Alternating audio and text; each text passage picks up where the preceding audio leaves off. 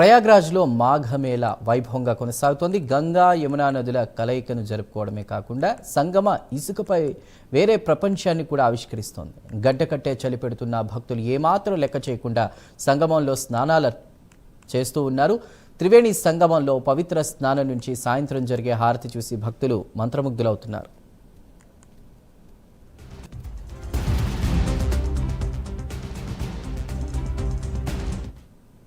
మాఘమేళ కేవలం స్నానం చేసే కార్యక్రమం మాత్రమే కాదు, ఇది ఒక నెలపాటు జరిగే ఆధ్యాత్మిక సాధన. ప్రతి సంవత్సరం మాఘమేళ జనవరి, ఫిబ్రవరిలో జరుగుతుంది.